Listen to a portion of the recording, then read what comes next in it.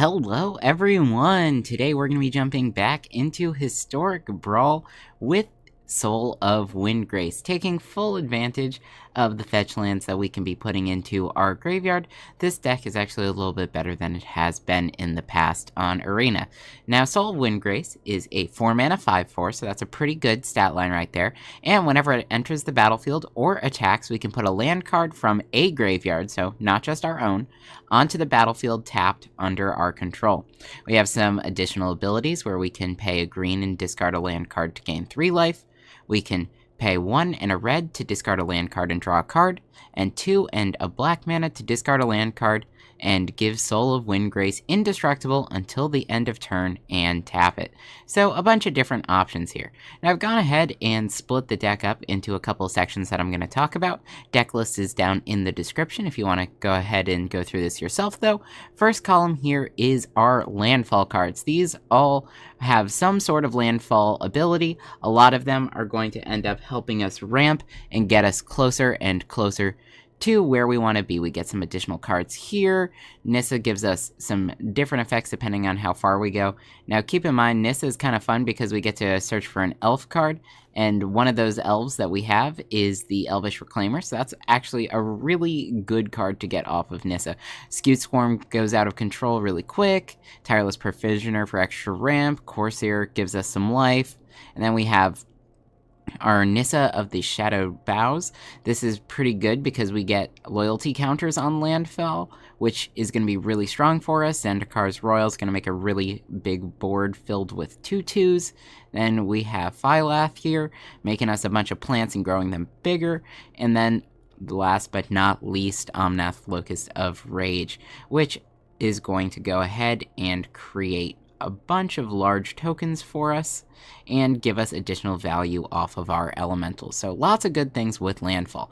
This next column here is our kind of pseudo ramp. It's value and ramp in the ways that Ragavan will give us treasure tokens. Delighted Halfling will help our spells not be countered, gives us extra mana as well. Elvish Reclaimer lets us find new lands and put lands into our graveyard, so that's gonna be strong. We have Into the North, which is pretty much a staple, pretty cheap ramp. Arcane Signet, Fable for the treasures.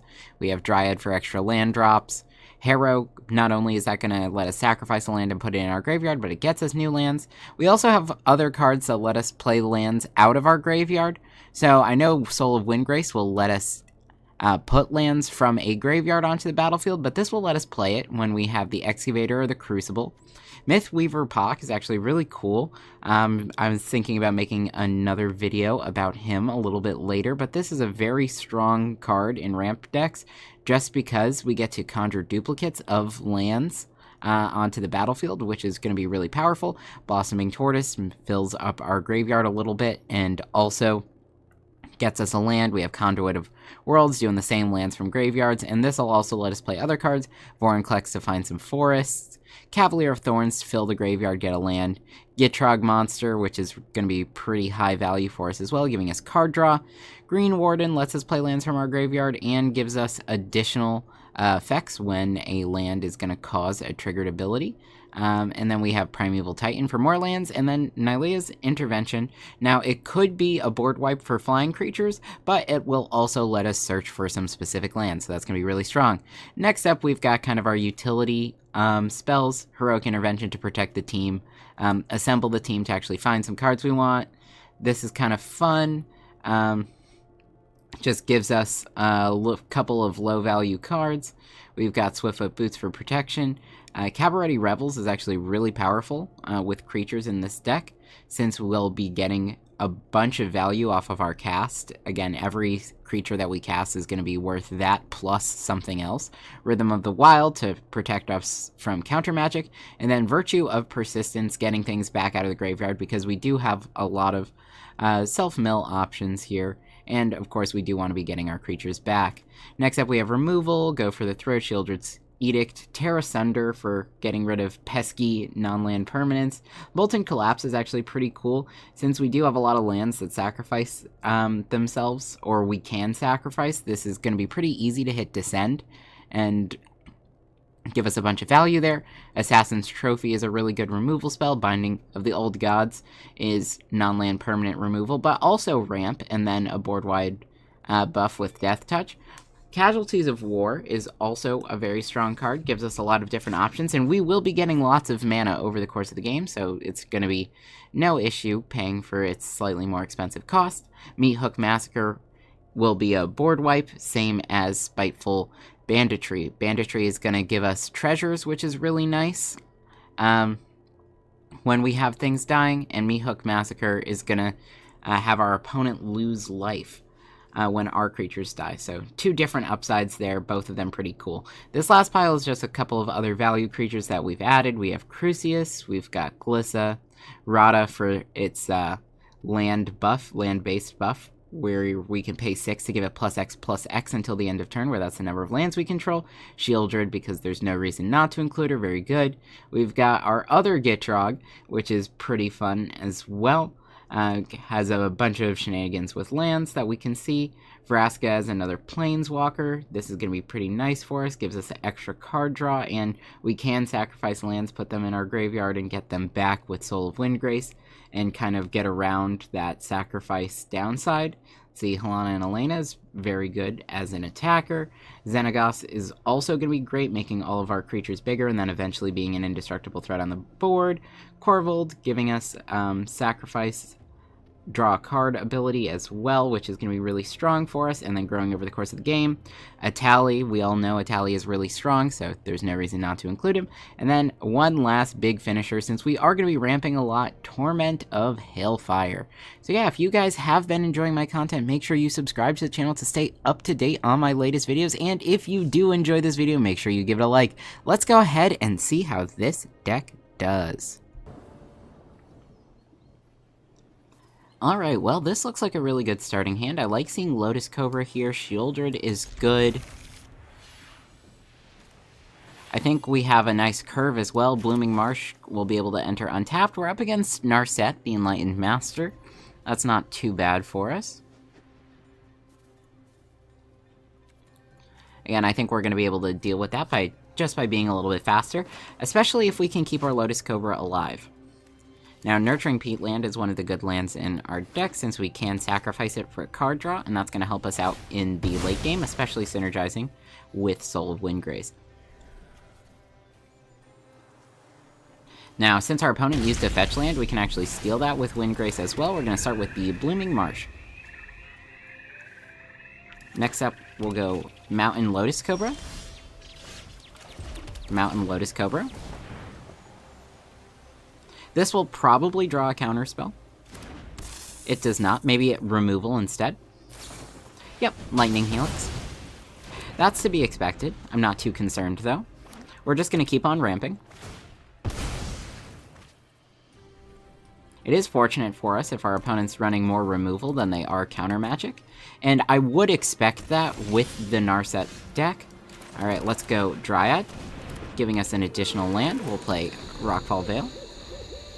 Next turn, Soul of Windgrace is an option. Soul of Windgrace is a great option here. Let's go ahead, play this. Let's see, what should I care more about? We're gonna go Bloodstained Mire, attack, and deal that 2 damage. So now next turn we can actually sacrifice the Nurturing Peatland. Alright, let's see. I think I'm gonna Meat Hook for 2 and sacrifice the Peatland. Let's see. Sacrifice to draw a card.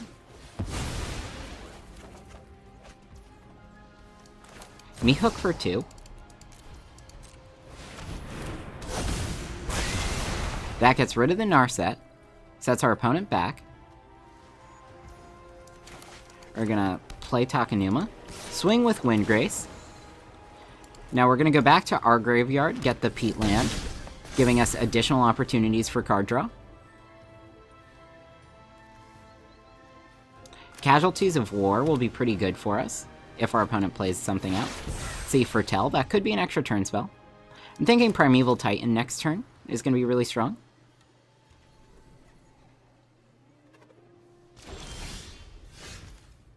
Ooh, so is this. I do want to be working towards those landfall triggers. So let's go get rid of Bloodstained Mire. We'll grab the Proving Ground. Swing out here. We get the trigger. Maybe it's stifled. On top of its library, I'm okay drawing this next turn. We'll grab Bloodstained Mire back. Landfall trigger. Our other plant will be large. We still deal that 2 damage.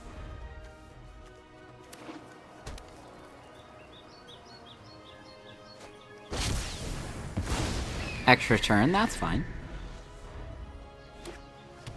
Maybe we see them replay. Yep.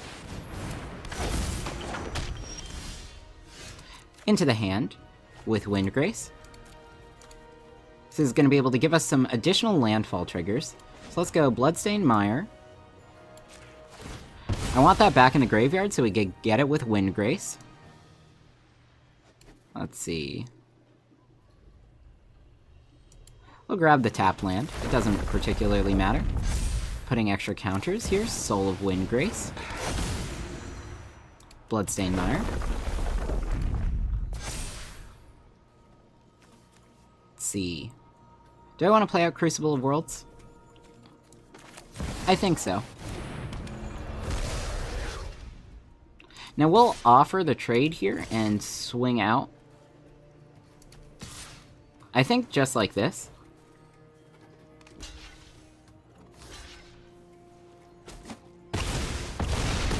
I don't really understand those blocks, but we've got it. Alright, going first here. This isn't a bad hand per se, but I do think we can find something a little bit nicer. I do like this more. So we'll go ahead and keep this opening hand. We're playing up against a Sidisi deck. So there's going to be a decent amount of self-mill going on for our opponent that we're going to have to be cautious of. Let's see, we're going to start with a tapped Blood Crypt. That's going to be fine for turn 1. Turn 2, we can play Pathway on green Arcane Signet. That's going to put us up to 4 mana. We'll see. If our opponent plays an early fetch land, that could incentivize an early Windgrace. Otherwise, we might want to just go for Vraska on our following turn. But again, a lot of that is going to be dependent on what we see out of our opponent here.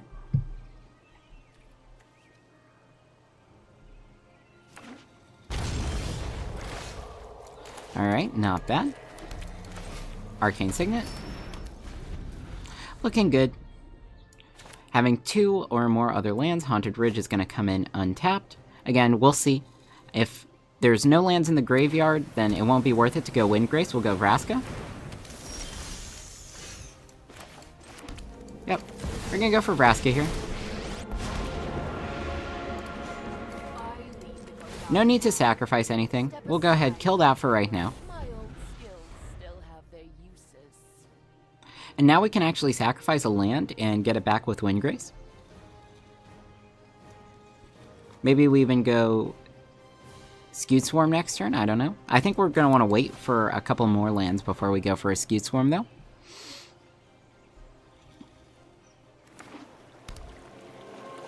Takenuma, sure. Uro. I'm actually fine with that. It is ramp for our opponent, but they are gonna have no creatures on their board to deal with the Vraska, and I want to hold on to Vraska for a little bit. Now, Fabled Passage is really good to steal off of our opponent with Windgrace.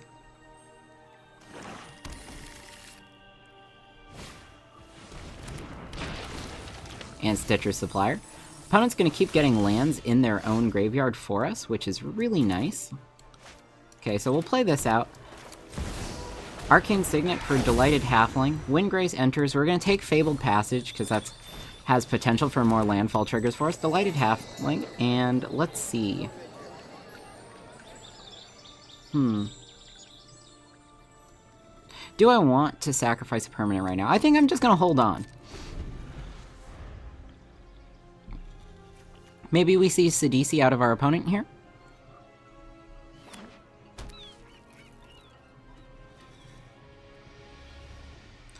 Skew Swarm is going to be really strong. Yep, Sidisi. I'm actually really happy with that. Only one creature as well. Block. Again, we can give Windgrace indestructible by discarding a land. So if we can draw a land, that would be really good for us. Yep. Let's go Skew Swarm. Now, let's go Fabled Passage.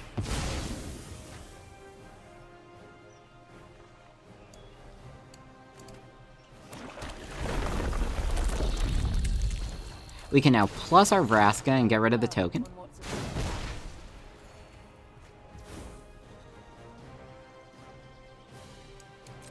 We're gonna attack with Soul of Windgrace.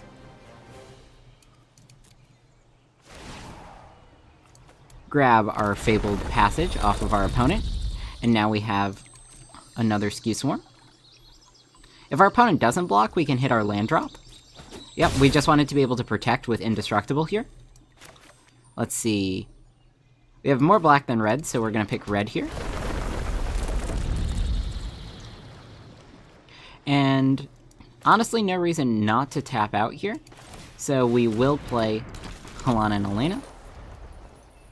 Of course, we are gonna have trouble if our opponent has a board wipe. But aside from that, we're actually in a really good spot. Old Rustine, yep, that's not too frightening. Fiend Artisan, sure. Alright, well, we have the ability to play a tally here, and that's gonna be really strong. Let's go Fabled Passage, make a bunch more Skewed Swarms. I'll grab a green land.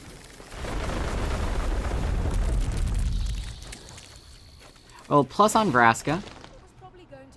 Get rid of one of our many Skewed Swarms. Draw another card. That's really good to see.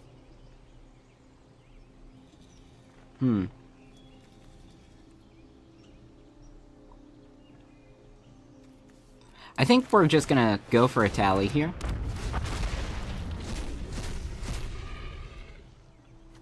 Okay, Fable of the Mirror Breaker. Virtue. We're gonna use Virtue to kill Sidisi.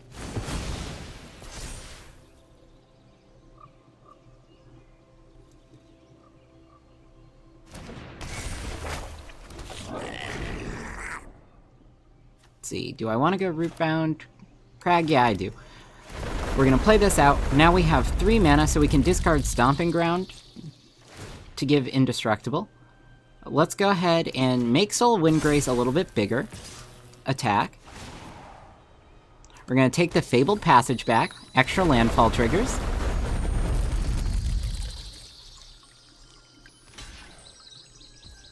Of course, no blocks.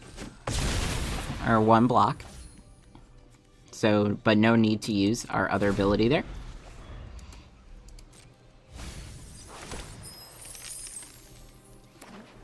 We can kill the Fiend Artisan. Interesting.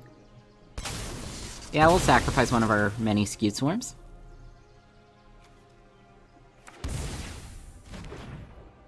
Massacre Girl.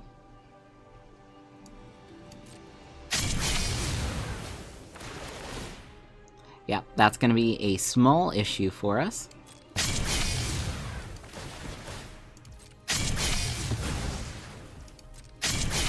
However, Virtue of Persistence becomes really strong here. Back in the command zone you go. We can kill Massacre Girl with Vraska. So this isn't really an issue. We'll discard both of the lands. Doesn't particularly matter. Okay. I do want to play the Virtue here. And I think we're just going to use Molten... let's see. Mana value... We'll pick both. Destroy those.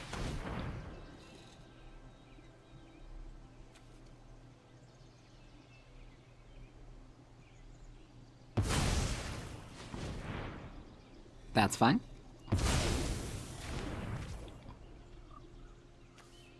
Let's see. Do I want to destroy something else here?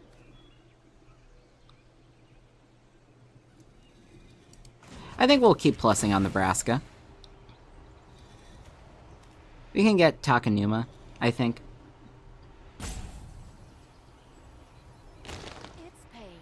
Yeah, Takenuma can go away for now. We find another land anyway, so that's going to be good. And having more basics is going to be better for when we have Phylath enter the battlefield. Now, Virtue of Persistence is pretty strong for us. Primeval Titan. Alright, that's going to be great to have in our opponent's graveyard, since we could potentially get it back with Virtue. Let's see, is there anything special that I want of theirs right now?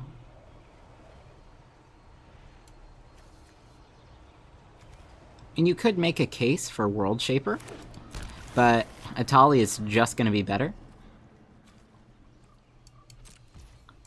I'll crack the Fabled Passage now. It doesn't really matter when I do that. Let's grab a Forest. We're going to pick our graveyard. I want... do I want Skewed Swarm? No, I want Atali back.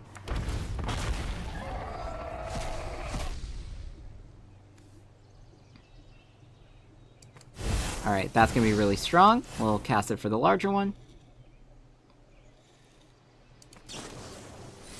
And then we'll kick to kill Primeval Titan. It does get exiled, so we won't be able to bring it back, but I think it's definitely going to be worth it to do that. Now we can go Phylath here.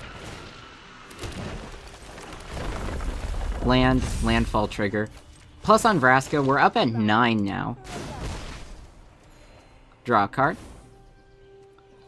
And then might as well just assemble the team. You can see if there's something good that we want to get.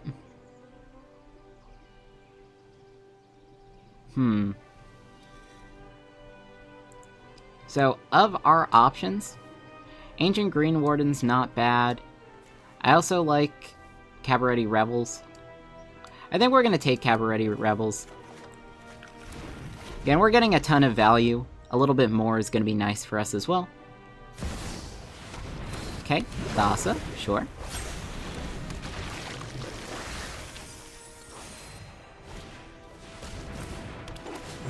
Next up, I think we take back Skewed Swarm with our Virtue. And we've got it. Alright, here we are going first up against Saruman of Many Colors. This is a fine hand. I like keeping this. Let's go Command Tower Reclaimer. Next turn we can play out Swiftfoot Boots. Ruin Crab. Swiftfoot Boots. Again, being milled, I'm actually really okay with that. This is putting lands in our graveyard to get back with Soul of Windgrace.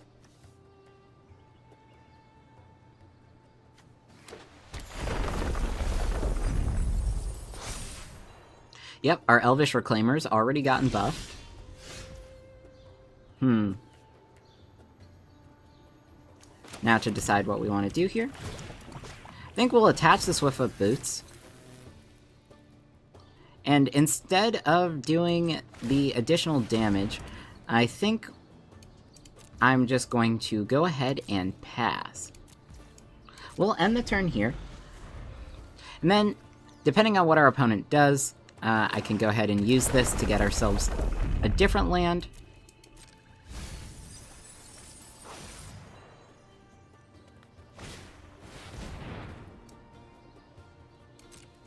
Alright.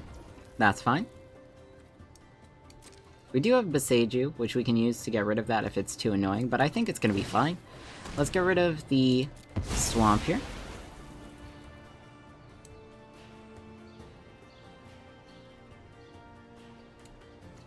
And Proving Ground, I think, is going to be really good for us. We'll go Field of Ruin, Soul of Windgrace. It will enter tapped.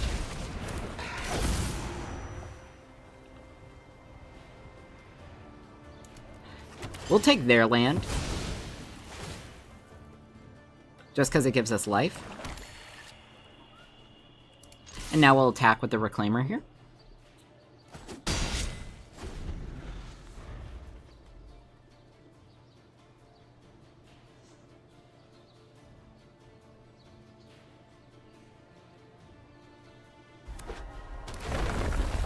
Alright, a little bit more mill. Again, this is fine. We're going to keep ramping.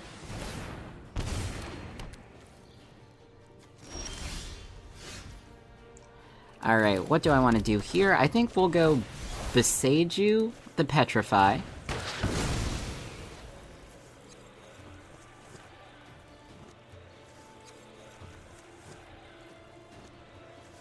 Then we can go ahead and move Swiftfoot Boots over to Soul of Windgrace. We'll mill some more cards. Swiftfoot Boots, over to you.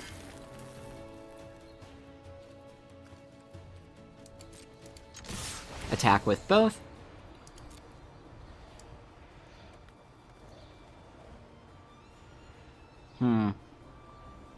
Do I care about getting any of these onto the battlefield? I think it's going to be good to have some more basic lands, and I do need more green, so we'll go ahead and do that.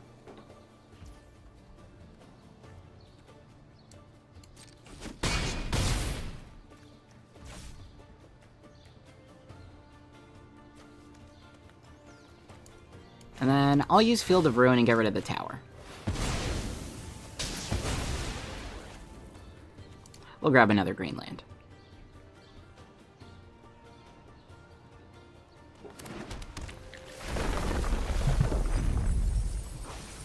Okay, Phyrexian Scrapyard is going to be a good one to get back. Try and get ourselves a Soul of New Phyrexia for fun.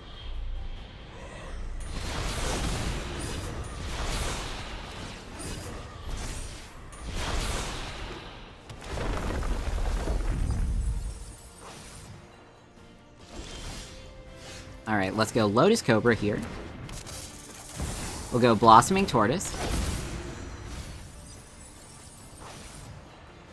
Lots of good options. I do want the Phyrexian Scrapyard because I think that would be fun. Let's see.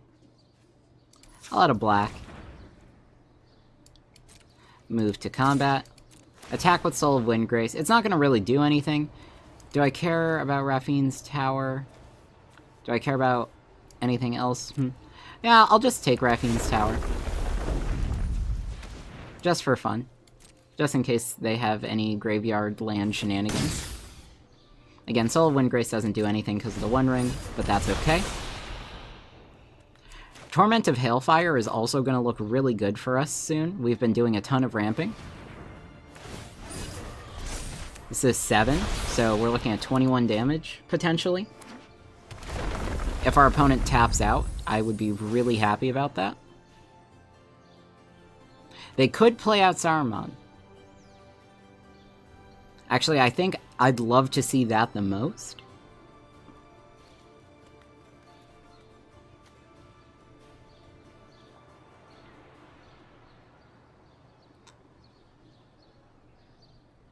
Yeah, Elvish Reclaimer, sure.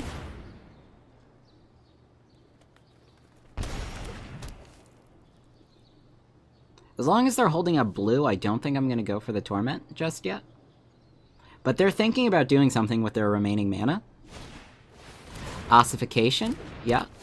Ossification hits Blossoming Tortoise. Perfectly fine by me. Dragon Skull Summit. We'll add a black mana. Thank you, Landfall Trigger. And now let's go ahead and see what we've got. QQ. 2, 5, 7, 9.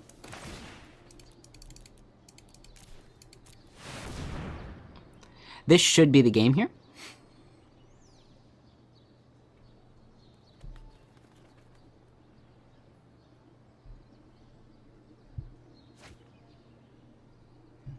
Again, even if our opponent goes and sacrifices and discards everything, we're threatening 7 extra damage on board if they can't block with the Ruin Crab.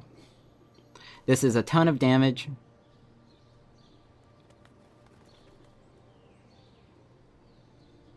Yep. They're gonna have to start sacrificing.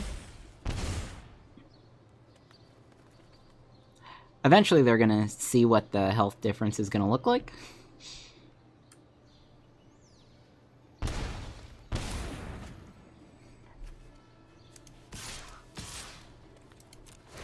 Gotcha. They got a block here. We'll go to our graveyard. Nurturing Peatland so we can get some more card draw. Landfall. Out of black mana. They have to block with Ruin Crab here. They're going to take 2 to the One Ring. And it looks like we're going to win exactly. I guess they can tap in response first. See if they have a way of dealing with this. And we've got it.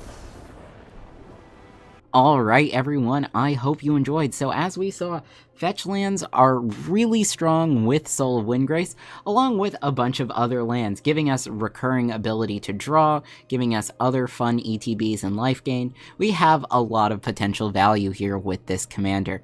Now at its core, we're looking at a ramp deck here, where each turn we're going to be getting more lands than we had before, and eventually that's going to end up culminating in the win for us. Now tons of landfall abilities are in this deck. We were able to see a Skewed Swarm get out of control. We were able to see Phylath make some huge tokens, right? There's a whole bunch of stuff that we could do with that. Not to mention just some of that recurring life gain on some of our smaller landfall options. Now we also do run very powerful creatures, and of course Torment of Hailfire is such a fun card. I always enjoy casting it since it does put our opponent in such a precarious situation. We're always going to end up with some good value, especially if we've been doing some steady damage over the course of the game, and of course hitting those land drops, so when we do cast our Torment, it is for a very large number. Now if you guys did enjoy this video, make sure you give it a like, and if you have any ideas for another deck that you'd like to see me play, why don't you let me know in a comment down below. I'll see you all next time.